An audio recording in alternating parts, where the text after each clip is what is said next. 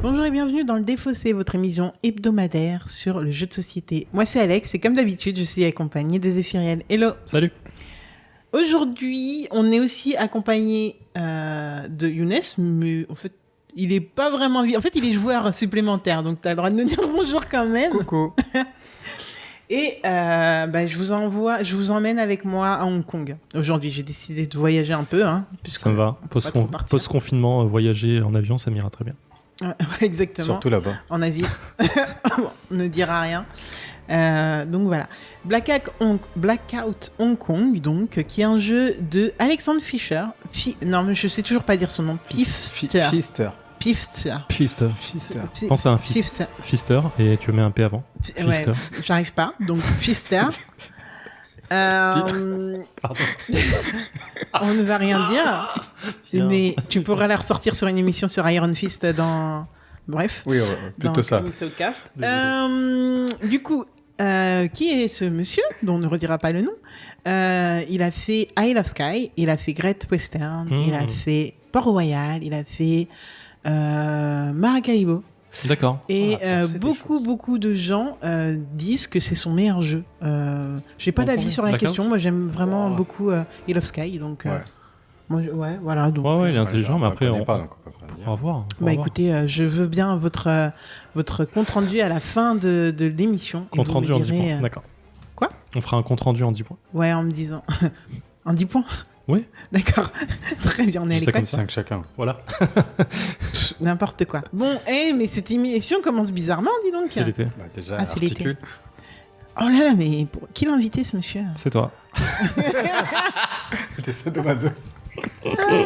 Bref, du coup, c'est un titre qui a été illustré par Chris Williams, qu'on a déjà vu. Mais alors, très honnêtement, là, je suis en train de chercher où est-ce qu'on l'a déjà vu et dans quoi. Et on reviendra dessus parce que je suis à peu près sûr qu'on l'a déjà vu. Et c'est édité par Eggerspiel. Pour 14 ans et plus, de 1 à 4 joueurs et pour entre 75 et 150 minutes. Oui, on est parti pour un petit jeu très court. On est au frais, tout ira bien. Exactement, donc vous en doutez, les règles, ça va être bonbon. Est-ce que c'est du gros jeu ? Du coup, de quoi ça parle ? Écoutez, pour vous mettre un petit peu dans l'ambiance, je vais vous lire l'introduction qu'on a sur ce jeu. Magnifique. Peu après minuit, en cette nuit d'automne 2020, les lumières de Hong Kong s'éteignirent. Au début, il n'y avait que quelques superviseurs et gardiens de sécurité des centrales électriques de Hong Kong qui s'inquiétèrent. Ils n'avaient aucune idée de ce qui a été arrivé à leur centrale électrique, car tout semblait normal. Malgré tout, ils n'arrivaient pas à faire redémarrer les générateurs. Ce n'est qu'au lever du jour, alors que les habitants tentent événemment de commencer leur journée, qu'ils se rendirent compte que rien ne fonctionnait. C'est alors que le chaos s'est abattu sur Hong Kong. Okay. J'espère que ça vous met dans une ambiance, parce que le reste du jeu ne vous mettra dans aucune ambiance. C'est que du placement de... Voilà, je trouve que cette intro est ouf, et franchement, moi, ça m'aurait vendu le jeu. J'aurais pu partir sur ce jeu que pour ça. Ouais, mais il a pas fait des jeux qu'on a fait. Si, il a fait Hera, l'âge médiéval. C'est le truc voilà. Je savais que j'avais déjà vu ce nom. Il a fait du Azul. Voilà. Il a fait Pandémie Legacy, ce qui est plutôt pas mal. Voilà. Écoute, voilà, où j'ai vu ce nom et voilà, on voit qu'il s'occupe des flux et de noter tout ça. Donc, qu'est-ce qui va se passer ? Nous, on va être des personnes qui vont essayer de remettre un peu d'ordre dans Hong Kong. Mais alors, dans un monde idéal, normalement, on devrait être en coopération pour faire ce genre de choses. Oui, je m'attendais à un coop et c'est bizarre. C'est pas Alex, ça. Non, c'est tellement pas moi que c'est pas du tout un coop. Donc en fait, on va essayer de remettre de l'ordre dans Hong Kong et de s'attirer les lauriers de ça, justement. Tu vois, parce qu'on n'est pas du tout des connards. J'ai plus sauvé Hong Kong que toi. Ouais, c'est ça. Et donc, c'est un jeu qui va être assez long et qui va se dérouler en plusieurs tours de 8 phases. Les phases seront tout le temps les mêmes. Alors là, accrochez-vous, je vais essayer d'être le plus clair possible. Reportez-vous aux photos qu'on va vous mettre sur Instagram, sur Twitter. Je pense que ça peut aider. Donc, dans ces 8 phases, on va avoir dans l'ordre. Donc, le placement de ressources, ce qui va être... On a des dés qui vont nous permettre de savoir quelles ressources on va jouer pour ce tour à chaque fois. Donc, on va les lancer et donc ça va nous donner 3 ressources qu'on va pouvoir jouer. Vous les entendez normalement, les dés. Ce qui va nous permettre donc de savoir exactement quelle ressources on va pouvoir jouer. Et on va placer des cartes sous nos emplacements disponibles sur nos plateaux de joueurs individuels qu'on a. D'accord. Donc au début, on n'a que 3 emplacements disponibles. Et puis si on peut en débloquer un 4e, c'est tant mieux pour nous. Et on va jouer une carte face cachée sur chacun de ces emplacements, donc entre 3 et 4 emplacements. Et ce sont ces cartes-là qui vont nous permettre de jouer sur les phases suivantes. L'ordre et le nombre de cartes qu'on a va servir pour les objectifs qu'on aura plus tard dans d'autres phases sur lesquelles je vais revenir. Mais en tout cas, c'est vraiment ces cartes-là qu'on va mettre lors de cette première phase qui vont nous permettre d'interagir avec les ressources qu'on va mettre en place. Ensuite, on va déployer du coup les volontaires et spécialistes, parce que ces cartes qu'on met dans nos emplacements, ce sont des volontaires et des spécialistes qui ont des pouvoirs spéciaux et donc qu'on va pouvoir déployer, et ça va être là aussi assez particulier. Donc là, dans cette phase, on va retourner nos volontaires qu'on a mis en place et on va interagir avec les ressources qui sont disponibles lors de cette phase de jeu. Ça va nous permettre d'avoir des ressources, et ces ressources vont nous permettre de remplir des objectifs. Et ça tombe bien parce que c'est la phase 3. Pour compléter des objectifs, sur notre plateau individuel, on a aussi des objectifs du coup. Et pour les remplir, il faut avoir les ressources nécessaires à ce moment-là de la phase du tour. Donc, c'est à réfléchir en amont, etc. Et une fois ces objectifs remplis, ça va dépendre du type d'objectif qu'on remplit, mais soit on récupère la carte, une carte volontaire ou une carte spécialiste, et qu'on en ajoute à notre main, soit on va avoir du coup une carte, ça est souvent sur des cartes plan d'urgence où... T'as un problème ? Non, vas-y, continue. Ok, donc je reprends. Excuse-moi. Non, je pensais qu'il y avait un problème, désolé. Alors souvent sur les cartes plan d'urgence, on va avoir dans les objectifs des cartes plan d'urgence par exemple, qu'on va pouvoir, on ne va pas les récupérer à notre main quand elles sont remplies, on va les mettre dans une zone qui est au-dessus de notre plateau et qui va constituer du coup la zone de mise en œuvre. Et ça, j'y reviendrai un peu plus tard, mais ça va servir. C'est un jeu où on va beaucoup comboter, hein. Donc ce qu'on va faire sur une des phases va nous permettre de débloquer des choses dans les phases d'après, et va falloir être vraiment très réfléchi. Ce que j'ai pas dit aussi, c'est que c'est un jeu... je pense que la première fois qu'on y joue, premier tour, on comprend rien. Deuxième tour, on commence à comprendre de là où on y va, et après, ça roule tout seul. Ce qui veut dire que ça va être plutôt la deuxième fois, la troisième fois, la quatrième fois qu'on y joue, que dès le départ, on va pouvoir bien s'organiser. Mais je pense que c'est pas un jeu facile du tout à apprendre. C'est un jeu long cours, quoi. Il faut vraiment... À appréhender, c'est... petite anecdote que je reviendrai après dessus, mais... J'ai des petites anecdotes sur comment j'ai appréhendé ce jeu. Ce fut compliqué. 4e phase, ça va être l'exploration. Donc, on va pouvoir explorer enfin Hong Kong, et on va essayer surtout de sécuriser des zones. Donc, on a Hong Kong qui est séparé en plusieurs territoires. On va pouvoir placer des petits cubes qui nous appartiennent sur différentes zones du territoire, et une fois qu'on a encadré tout un territoire, on appelle ça sécuriser un territoire, et ça c'est une autre phase, je reviendrai après dessus. En tout cas, dans cette phase numéro 4 de l'exploration, on va pouvoir ajouter un de nos petits cubes sur une des petites icônes, toujours à la suite d'un chemin qu'on aura commencé. Donc on ne pourra pas mettre n'importe où sur la carte, il faudra forcément avoir un circuit qu'on suit, avec des exceptions, mais bon, ça, je reviendrai dessus plutôt hors ligne, hors micro, je sais plus comment on dit. En off, ouais. En off. Et on va pouvoir aussi aller explorer un petit peu ce qu'on appelle des zones d'exploration, des tuiles d'exploration qui vont nous servir aussi à gagner des points ou à gagner des ressources plus facilement. Ça, c'est la phase 4. Phase 5, on va pouvoir acquérir de nouveaux objectifs, parce que comme on en remplit au fur et à mesure, le but, ça va aussi d'aller en chercher, en récupérer des nouveaux. Donc, soit pour l'acquisition de spécialistes volontaires, soit des nouveaux plans d'urgence, ou des choses comme ça. Sachant qu'on a des emplacements d'objectifs définis, et on en a 4 en tout, dont 3 pour les spécialistes volontaires et 1 pour les plans d'urgence. Donc il va falloir être très sélectif. Ça va nous coûter des sous d'aller les chercher. Ça encore, c'est quelque chose, je reviendrai un peu plus en détail plus tard. Ensuite, 6e phase, on a l'entretien, c'est-à-dire que là, on aura besoin de maintenir bien en ordre tout non seulement nos objectifs, mais aussi nos ressources, etc. Donc, dans un premier temps, on va virer les spécialistes les plus à droite de notre liste de ces spécialistes pour pouvoir les renouveler plus facilement. On va pouvoir changer nos denrées périssables qu'on aura sur notre roue de ressources. Donc, l'eau et la nourriture, on va pouvoir les changer contre soit de l'argent, soit une ressource qui s'appelle les GPS. Très utile, les GPS. On reviendra aussi dessus. Ensuite, on va pouvoir sécuriser les districts, et ça, j'en parlais. C'est-à-dire que quand dans la phase d'exploration, on aura complété complètement d'entourer un district, là, on va pouvoir le sécuriser. Donc, on va aller prendre une de nos petites maisons, de nos petites maisons, qui s'appellent des marqueurs districts, et on va les poser sur un district. Un district qui est déjà sécurisé ne pourra pas être resécurisé, ce qui semble évident. Voilà. Et en débloquant ça, en fait, on va pouvoir, lors de la phase 8, donc la 8e phase sur laquelle j'arrive, on va pouvoir effectuer des pouvoirs par rapport aux marqueurs de district qu'on aura débloqués. D'accord, ok.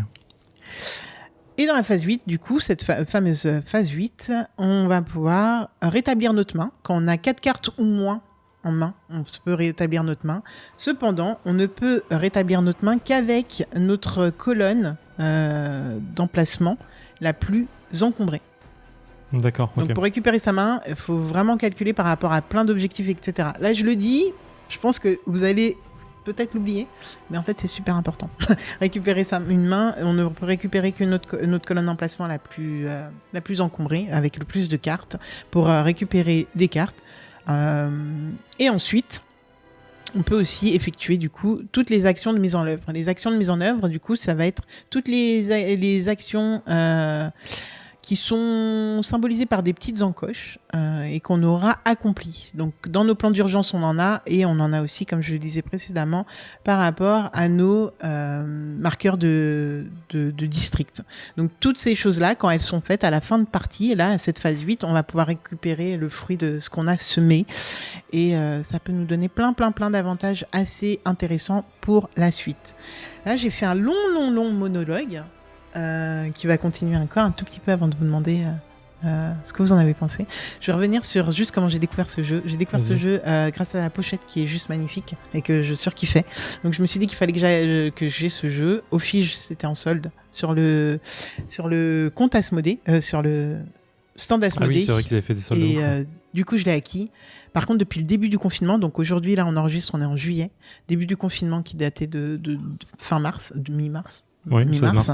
J'ai essayé de lire les règles et impossible. Les règles me tombaient littéralement des mains. Je ne pouvais pas lire ces règles, ça m'a saoulée. Et là, du coup, petit aparté pour remercier du fond du cœur Gandalf du Loufoque, qui adore ce genre de jeu. Ouais, il adore ce genre de jeu. Et il adore se taper les règles, apparemment. Et il s'est tapé les règles en même temps qu'on jouait. Et donc, c'était fastidieux de ouf. Mais grâce à lui, en tout cas, je connais les règles de ce jeu. Donc, merci à lui. Donc voilà comment j'ai découvert ce jeu. Est-ce que vous avez des questions ? Je pense que vous en avez parce que franchement, c'est un jeu... En fait, j'en ai, mais je pense que ça viendra en jeu parce que là, je vais dire, ok, mais à quoi ça sert ça ? Ça sert pas à grand-chose parce que c'est pas visuel. Par exemple, oui, ouais. Et donc voilà, parce que les dés, du coup, c'est les ressources qui vont être disponibles pendant le tour de jeu uniquement. Exactement. Mais si quelqu'un les prend, elles sont disponibles pour tout le monde ? Alors en fait, les jeux, les dés ne vont que définir les ressources avec lesquelles on va jouer pendant cette partie. C'est-à-dire que ce que j'ai pas dit, c'est combien on a de ressources. On a 6 pendant ce tour. On a 6 ressources disponibles. Donc on a la santé, les manuels, l'eau, l'essence, les outils et la nourriture. Là, je viens de lancer les dés au hasard et donc on tombe sur un des rouges qui est outils, un des bleus qui est manuel et un des jaunes qui est eau.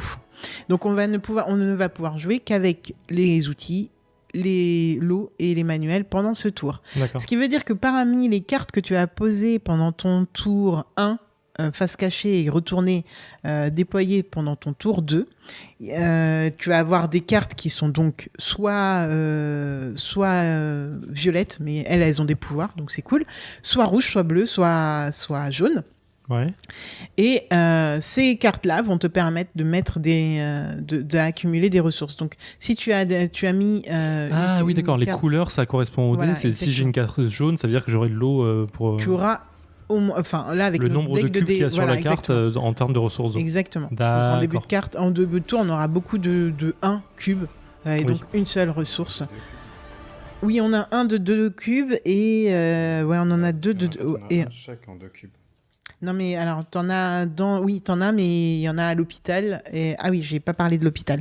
On en a à l'hôpital et on en a dans les objectifs, donc c'est à acquérir. C'est pas dans notre main tant que c'est pas dans notre main. Pour les hôpitaux. Dans le micro. Dans le micro, ouais, si tu veux. Dis.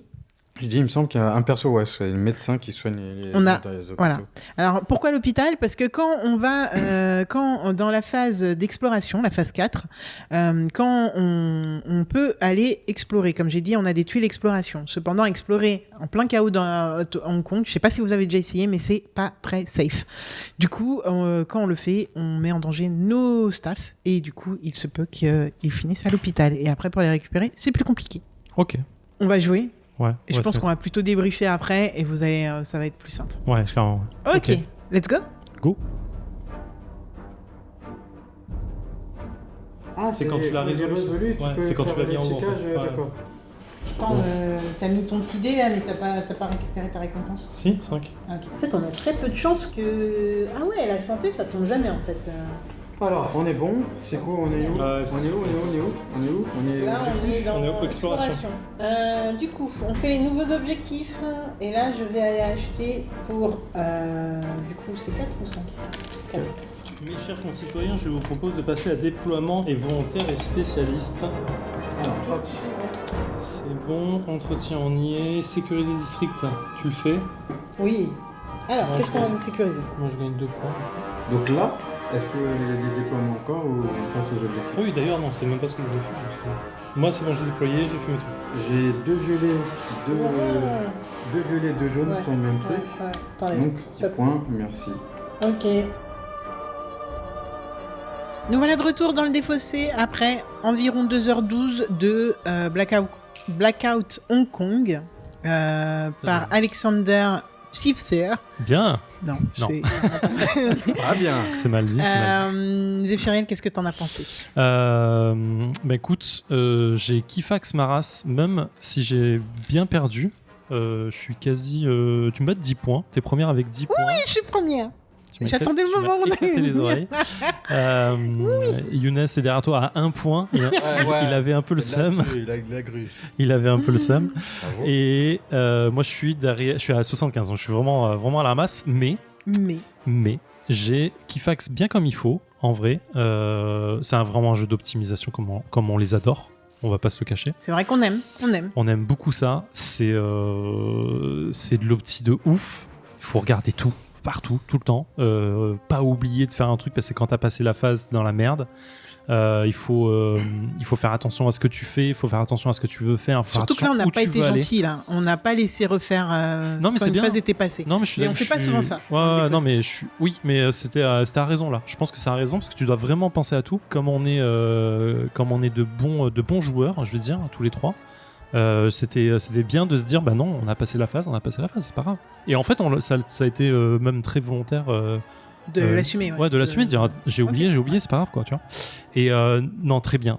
Alors visuellement un peu dégueu, faut se le dire. Il est dégueulasse, mais je comprends même pas en fait. La carte, elle est vraiment dégueulasse. C'est dans un blackout, donc tu le vois pas le. C'est vrai. Oui, mais la carte, elle est un peu dégueu. Les pions sont de couleur dégueu. Les couleurs sont pas folles. Oh, c'est du détail, mais vraiment, pour dire un truc négatif sur le jeu, c'est ça quoi. Après, l'iconographie est quand même bien foutue. On s'est posé 2 questions vite fait et encore ça paraissait logique quand on avait la réponse. Les plateaux 1 joueur sont très bien fichus, tu sais où tu en es, tu sais comment tu avances, t'as aucun doute. Et c'est très bien fait pour que tu puisses optimiser en fait. Le design est assez bien fait pour que tu puisses optimiser toute ta partie. Et que si t'as oublié un truc, c'est vraiment ta faute. Clairement. C'est moi je suis vraiment très content. Quand tu arrives à mettre un petit moteur et à comboter, tac, tac, tac, t'es vraiment bien Younes content. a arrivé à faire un beau moteur. À la Ouais, fin. il avait un bon moteur. Moi, j'avais un bon moteur Mais de j'ai phase 8 où j'arrivais à récupérer des ressources gratos à la fin et j'étais assez content. Mais j'ai perdu 2 tours d'objectif et je suis un peu vénère. Non, très bien. Gros jeu. Pas mal de crâne à la fin parce que bien sectionné dans le sens. Les phases sont très bonnes, tu sais où tu vas et tout, c'est bien clair. C'est pour ça que quand tu vois la fin approcher, tu sais ce que tu as loupé, tu Ouais. sais là où tu pourras pas aller. Et la fin, je l'ai pas vu venir. Hein. Je voyais le tas de cartes, je me dis, on vient à peine de passer la moitié et pam, D'un en seul 2 coup. tours, c'était fini quoi. Et Parce qu'on a appris pas mal d'objectifs à un moment. Ouais. Et ça va vite, ça va vraiment très et vite. il suffit en fait que tu achètes dans la même ligne d'objectifs pour que ça puisse meuler le deck d'un coup en fait. Et en vrai, ça va super bien. Donc excellent jeu, je recommande. Je sais pas quoi dire d'autre. Mais Inès, très bien, vraiment. Tu veux nous dire un petit mot ou pas? Non, j'ai bien aimé. En fait, au début, je me sentais largué forcément à se Il y a beaucoup repérer. de trucs. Voilà, à se repérer où on était, voilà, avec toutes les règles à assimiler. Mais enfin, ça va, c'est pas non plus un expert plus, mais non, il fallait vraiment se repérer. Et après, moi, je me suis retrouvé au milieu de jeu. Parce qu'à un moment donné, je me suis dit, merde, ils sont partis. Donc je me sentais largué aussi, parce que j'étais dans un coin en termes de position de mes cubes sur le plateau. Et du coup, quand vous sécurisiez vos zones de district, du coup, je scorais pas. Et puis, voilà, du coup, en fait, vous pouvez optimiser vos points. Et donc, je me suis dit, mince, je fais pas de points. Et après, il y avait les plans d'urgence. J'avoue que j'ai pas trop fait gaffe à ça. Et en fait...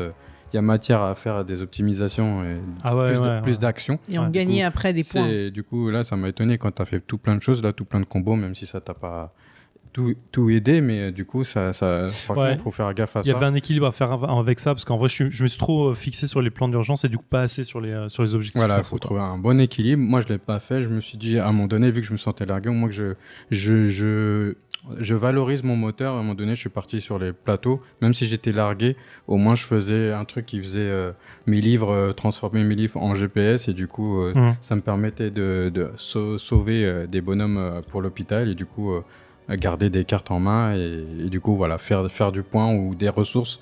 Parce qu'il faut faire attention à avoir des ressources pour faire nos objectifs, justement. Donc, ouais, clairement.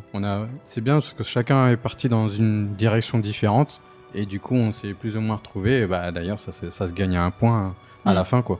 Et d'ailleurs, je me voyais pas gagner ou te dépasser, Zephyria, vu le combotage que tu avais fait. Ouais, mais pour moi, je le voyais parce que tu avais vraiment plus de cartes. Et en fait, au nombre de cartes en main, je me disais, t'as forcément plus de points que moi. Pourquoi parce que je gardais des cartes? Parce que justement, vu que j'ai utilisé beaucoup de points de triplettes de trio de GPS là, que je gagnais avec mes trucs, ce qu'ils appellent actions de mise en œuvre, du coup, j'avais pas forcément de cartes. Ou sinon, c'était les petites qui partaient. Oui, ouais. Et du coup, je gardais les plus grosses. Et du coup, c'était bien. Mais du coup, voilà, comme tu avais acheté plus de cartes qui valaient plus de points que moi, je savais qu'à la fin, tu allais me mettre un vent dans les points. À un moment donné, j'ai même utilisé que des points de GPS. Et du coup, j'ai envoyé 0 carte à l'hôpital parce que j'avais pas besoin, quoi. Mais tu as plusieurs stratégies, c'est ce qui est super agréable. C'est exactement ce que j'allais dire, ouais. En fait, quand l'un d'entre vous dit je me suis senti largué sur tel ou tel point, en fait, tel ou tel point n'est pas décisif à chaque fois pour gagner parce qu'il y a tellement d'options. Pour faire son jeu et pour s'avancer, c'est assez... Moi, je trouve ce jeu très, très, très intéressant. Je pense que, je sais pas si tu dis pas expert plus, je sais pas.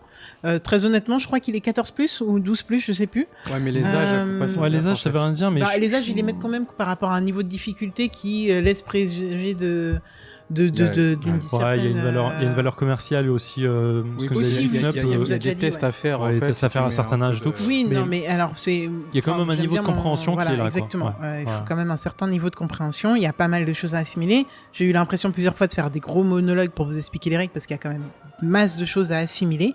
Donc voilà, c'est un jeu que j'adore personnellement et que je trouve très, très, très, très intéressant. Vous avez dit plein de trucs intéressants sur lesquels je voulais rebondir, mais là, je n'ai plus malheureusement. En tout cas, pour les auditeurs, je pense que ça peut rebuter l'aspect du plateau, pas l'aspect de la boîte. La boîte est magnifique, j'adore. Mais je pense qu'il faut se lancer et je pense que la première partie, on va nager et c'est normal. Et même pas Hong Kong, là. J'ai pas fait gaffe, mais tu sais, c'est vrai qu'on s'est dit, on oublie le thème là à un moment donné. Mais parce que le thème, en fait, malheureusement, il n'est pas tant là que ça. Oui, en vrai, ça pourrait être des cubes, ouais, c'est des cubes. On pourrait être des bergers qui gardent les moutons et qui sécurisent les enclos. Ce serait pareil, quoi, en vrai. Exactement. Après, il y a quand même cet aspect, on sécurise. C'est le chaos, voilà, on sécurise, on a des voyous pour sécuriser.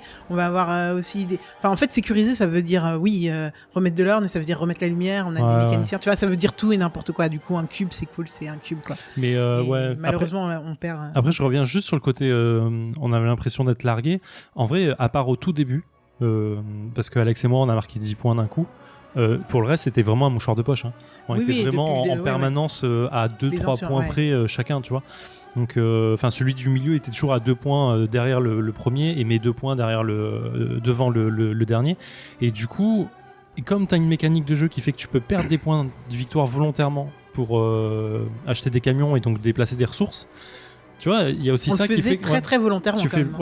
Mais ce que je veux dire, c'est que du coup, ce serait intéressant de voir combien de points on a perdu là-dessus en fait, et de se dire s'il faut en fait le premier, tu vois, Alex, tu l'as peut-être fait 2 fois trop, qui fait que tu aurais gagné au lieu de trucs, et en fait c'est peut-être ces 2 moves là en fait, t'as perdu 2 points de victoire qui t'ont pas été utiles vraiment en move, tu vois ce que je veux dire? Oui, après moi je les faisais à un moment donné, je le faisais et quand je le faisais, je vérifiais si c'était rentable. En fait, je me dis est-ce que je perds 2 points?